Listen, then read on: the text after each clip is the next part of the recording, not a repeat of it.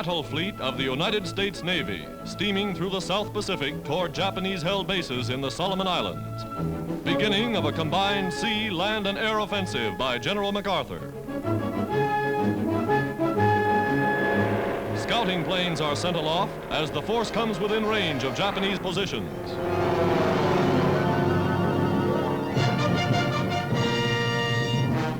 American warships clear decks for action. Gunners are at battle stations. Sunset is the signal for attack.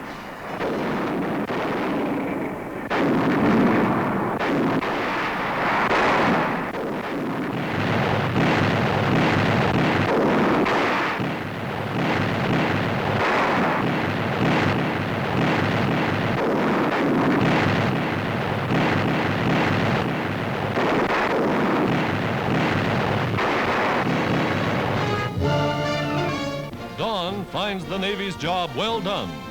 Some of the crew finds relaxation in games played on deck, while others swab guns and salvage shell cases to prepare for new attacks.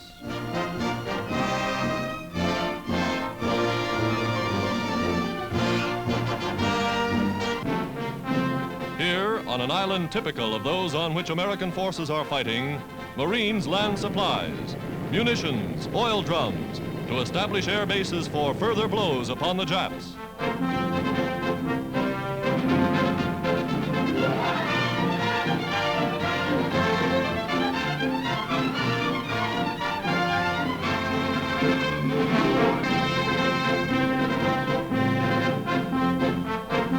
Amid the palm trees of this tropical paradise, lookouts are constantly on the alert for enemy aircraft. Well concealed by natural foliage, Marine pilots keep their planes ready to go aloft on a moment's notice.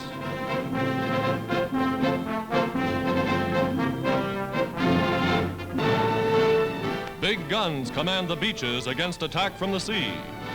General MacArthur's combined forces are pushing northward in the South Pacific.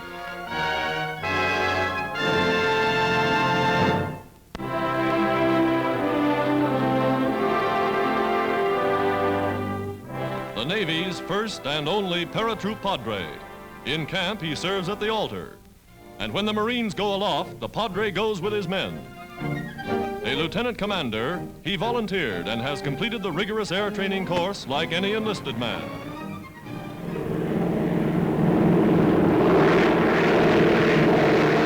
Aloft for their graduation jump, the class gives the padre the honor of bailing out first. Diving into space from only 500 feet up, the paratroopers rehearse tactics similar to those employed by United Nations forces in the invasion of Sicily. Now, the flying padre receives the silver wings of a full-fledged Marine paratrooper.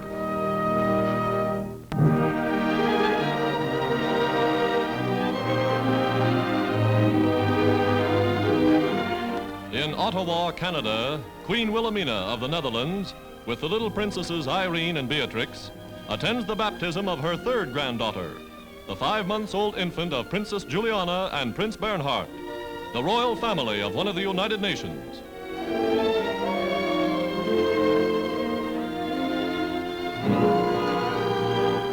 The chaplain of the Netherlands Merchant Marine performs the ceremony according to the ritual of the Netherlands Reformed Church.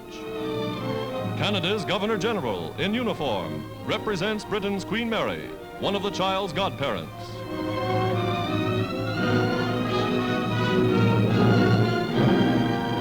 Held in the arms of her mother, the infant is the first Netherlands princess born in the Western Hemisphere. Now the father, Prince Bernhard, takes his part in the ceremony.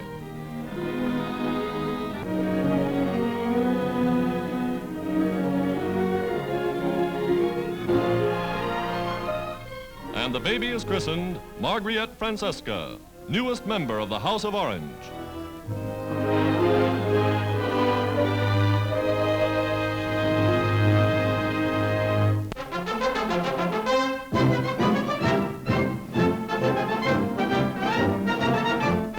At a Canadian airport, a transatlantic glider, given the African name of Voodoo, is loaded to cross the Atlantic. Its lone pilot is an RAF squadron leader. Among its cargo is the first letter ever destined to span the Atlantic in a glider. Carrying 1.5 tons of war material, including medical supplies and machine parts for aircraft factories in England, the Voodoo takes off towed by a twin-engine transport, the first transatlantic freight train of the skies.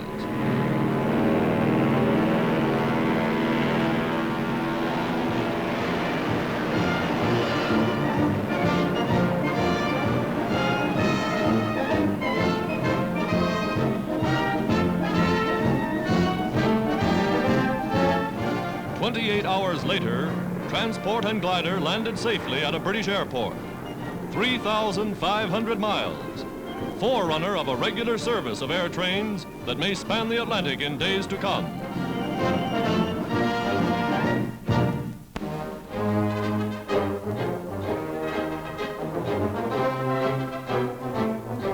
In Washington, an Army transport plane arrives from North Africa, bringing the French General Henri-Honoré Giraud on a military mission to the American capital. Admiral Leahy, once ambassador to France.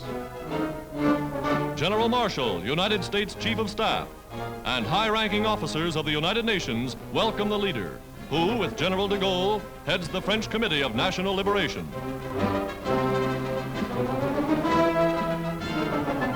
With Admiral Leahy, General Giraud goes to the White House for important conferences on military subjects with President Roosevelt and other Allied officers.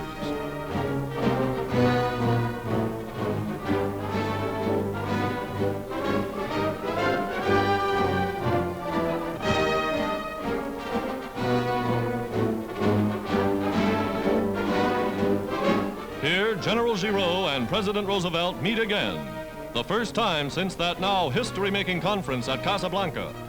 It's the General's first trip to America.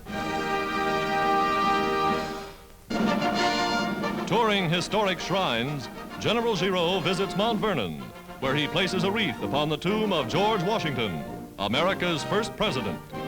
The 5 stars of a full general salutes the father of American liberty.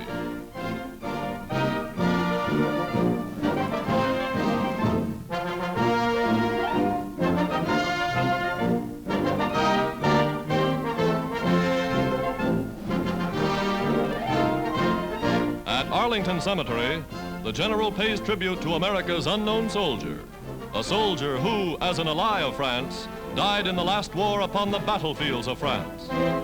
Today, General Giraud, as co-leader of 300,000 fighting men, pledges that his troops will fight side by side with the Allies for the liberation of Europe and to final victory in the Pacific.